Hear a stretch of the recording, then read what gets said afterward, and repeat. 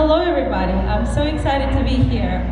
And I was very excited when I was invited to this event. And when I entered this room, I felt the energy of support. And it's always such a beautiful energy when we come to support one another. So, who am I? I am an energy healer. I am a motivational, inspirational, and international speaker and life strategist for sensitive people. And what brought me here? Since I was little, I remember that I used to feel completely weird. I felt different. And I never could fit in, and my whole life I felt that there was something wrong with me. I didn't, respect my own needs, my own desires. I didn't know what my desires were. So I was attracting people who were taking advantage of my kindness, advantage of my energy. So since I was little, I was extra sensitive. I would feel fine one moment, and I would go into crowded places, and I feel completely drained and depleted. And I would want to spend a lot of alone time, and I was socially awkward. And I felt like, oh, I need to socialize. I need to go out in the world because I'm not going to be accepted if I'm not going to do that. How am I going to survive in this world? And I remember I felt very, very weird. I always had a small circle of friends. I'm very introverted. And doing these events that I do now, life events, actually because I activated my gift of sensitivity and accepting the path of being an empath. So I'm going to teach you guys today a little bit more what empath is, and if you are one, if you'll resonate with that, how can you, thrive in this world as a highly sensitive person. And let me tell you one thing, I don't know about you, but I always felt like I have to shut down my sensitivity and show that I'm the tough one. And it feels like, we put that mask on, crying is not acceptable, grow up, and toughen up, grow tough skin, grow thick skin. That's what I would hear, or people would say, you're just so sensitive, you're so emotional. And yes, I sometimes see a commercial, I can cry for hours that, resonate with me, or I would just watch a movie with my children and it just would be tears pouring out of my eyes. And I would be like putting my sunglasses on and hiding from that. How can I show up in this world being so sensitive? So when I discovered the word empath, I started learning more. I started, doing more research about what empath is. And what is empath? Empaths are energy sponges. So imagine we all have the energy field around us, right? We call it aura, some people call it aura. And when we go out into the world, we carry certain intention with that energy. And sometimes, based on our intentions, we can attract people who would take advantage of our energy, who will deplete us, and it feels like you felt great one moment, and you talk to someone, it's like, I need to go home. I need to stay alone. I need to recharge, because this is beyond. I can't take this. So, there is a research that explains how empaths operate. Did you know that their brain cells actually responsible for compassion? So empaths have something called hyper-responsive mirror neurons. And they're triggered by external events in our life. To simplify, this is what I would say, that empaths don't have filters other people have. So if I would watch something violent, like violent news, or a movie or documentary, I could be sick definitely for 2 weeks, up to 2 weeks. If I'm not gonna take care of my energy, if I'm not gonna be mindful of what I'm absorbing in my world. So there are people who don't have that, and they're like, my husband is a great example. He doesn't have that. He can watch something like that, but he knows at this point that I'm not gonna join him. So how do we become empowered empath? Because I used to be an unaware empath, right? I used to absorb other people's energies. I used to absorb the negativity, and I used to feel like a victim, to be honest. Because I always say that, it's probably the world's fault at some point that I feel this way. But when I started owning my experiences, and it's about me, what I bring to the table, everything started changing. My life started changing. So when I learned that I was an empath, and I'm today, guys, will help you to determine if you're an empath as well and what to do with that. So when I learned I was an empath, I had a choice. I had a choice to continue to feel like a victim or pick myself up and realize that there's nothing wrong with me. There is a beautiful explanation to all of that. And I don't know if you're familiar with Judith Orloff. She's a very good friend of mine. She has a best-selling book that is called The Empath Survival Guide. And I remember when I picked that book up and I opened that book, I read that there's nothing wrong with you. In fact, you're about to find out what is the most right thing about you. So how did I use my sensitivity and help thousands of people around the world by traveling, by teaching them online, by reaching them out through my online courses, and just loving the life and work that I do? How did I get there? Day by day, I started accepting who I was. I was not running away from myself anymore. I am sensitive. I was very clear with that. But I also started owning my experiencing, and I started creating practice of self-care and self-awareness. Because without self-awareness, there's really not much we can do. We need to know who we are before we can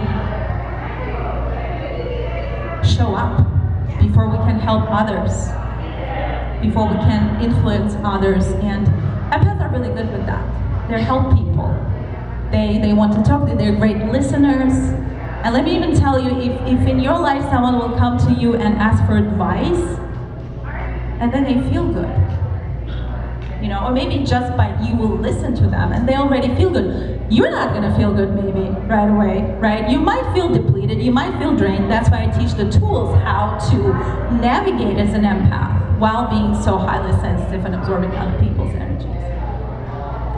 So, but before we're gonna jump into the questions, and so you can identify yourself being an empath or not, and I'm going to give you the levels of being an empath, so you know exactly where you are on that spectrum. All right. So my first question would be: have you ever been labeled sensitive or shy? Do arguments make you ill? Do you feel drained in crowds and you need time to recharge on your own by yourself? Do loud noises and certain smells overwhelm you?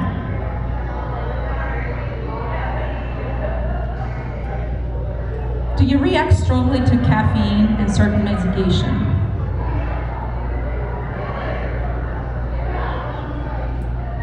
Do you feel like you need time alone after socializing or going to events? Maybe, just read a book, have a cup of tea or coffee by yourself. Do you prefer one-on-one conversations to large groups?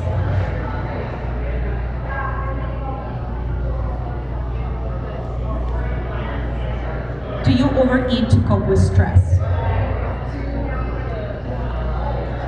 All right, so if you guys answered 1 to 4 times yes, you are a partial empath. And I'm going to go into it and explain what it means. If you answered yes 4 to 6 times, you're a moderate empath. 6 to 7, you have strong empathic tendencies. And 8 to 9, not backwards. 8 to 9 is what I call you're a full-blown empath.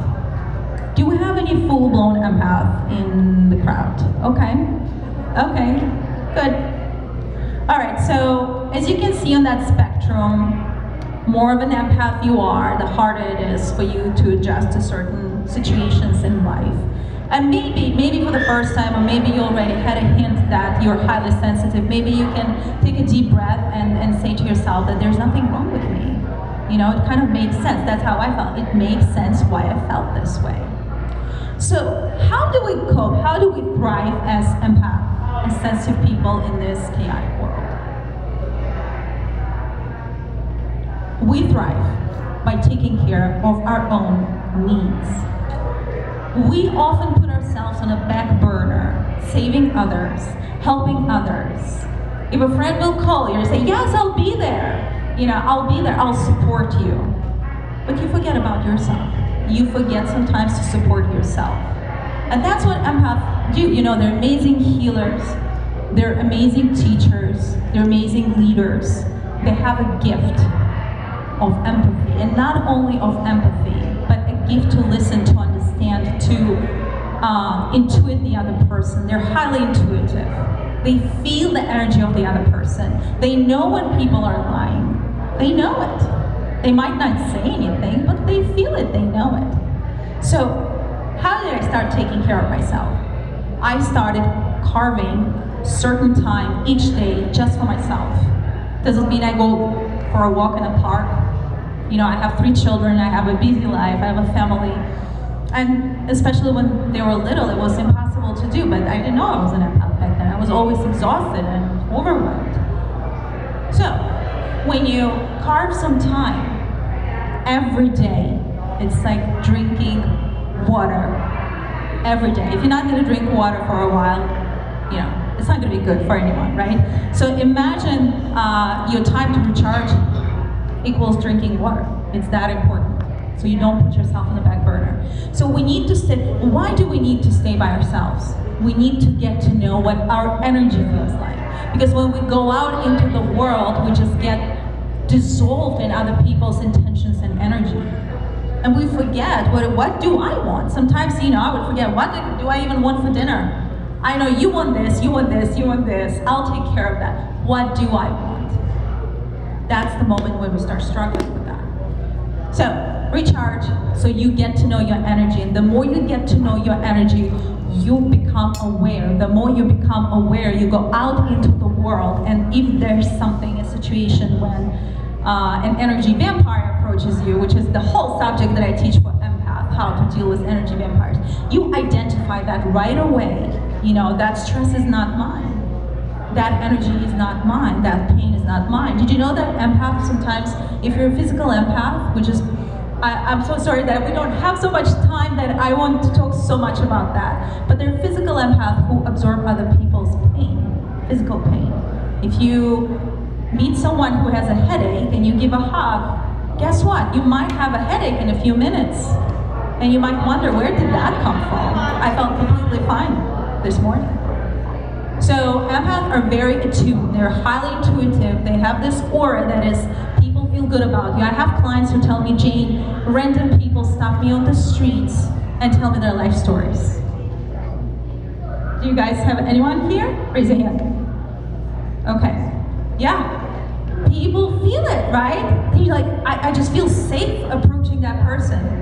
And that person is an empath, highly sensitive empath. So they will tell you their life story, and you will support them, you'll give them a hug, but then you will feel depleted. So if you don't know how to recharge and get to know your energy, you will get dissolved with other people's energies. Step number 1 that helps empath is to set clear boundaries. And this is something, I teach the whole separate subject on that. How do we set boundaries? We always want to please others, and it's completely normal. It comes normal to empath. I used to be a people pleaser. I had a hard time saying no, and I would be exhausted. I would just say yes, yeah, I'll do it. I'll put a smile on my face. But we're of no value to others when we don't take care of ourselves. We're of no value to others. We gotta keep that cup full, and for empath, it's gotta be even more intense than, let's say, just introverts. They just want to recharge. We kind of go on a different level of self-care here, okay? So, setting boundaries, saying no when even you want to please the other person. And it's not easy. Setting boundaries will always maybe hurt the other person, and you're gonna feel uncomfortable. But that was the biggest lesson that I learned in my relationship, that if I want to thrive in my relationship, I need to set boundaries. I need to communicate those boundaries. Step number 3, identify what your needs are. If you don't know your needs, people are not mind readers, and sometimes people assume that they are, because we kind of know what other people are all about. So we kind of assume that other people will also understand us. We gotta communicate our needs, our desires, especially in relationships. With our partners, with our children, with our bosses, with our coworkers. We need to speak up and say, something that I started saying is that I'm an empath. I need about an hour to myself. I was saying to my husband, to spend time by myself. I can't watch violent movies with you. I love you. It has nothing to do with you. I don't watch news. So other than that, we can have fun, you know. But I had to be very clear, because if I would continue put my energy down, I would really be of no value to others. And I wasn't. I was miserable, you know. I was suffering with self-esteem issues. I was not in a good place for a long time. Okay, so you recharge, you speak your needs, you set your boundaries. And one thing I'm going to leave you with, a very important tip today that can change your life and change many lives already, and including mine. Have a morning practice. When you wake up, you get to decide what kind of day you want to have. No one can influence you when you take your power back. And what I mean by that, when you wake up, you just slept, and the energy, the resistance, so to speak, that you were holding subsided. So you wake up, it's a fresh space, it's a clear space for you to create. And that's why when people ask me, when do I meditate, Jane? I always suggest in the morning versus at night, because there are too many thoughts, okay? It's hard to calm your thoughts down at night. When you wake up, meditate, prepare your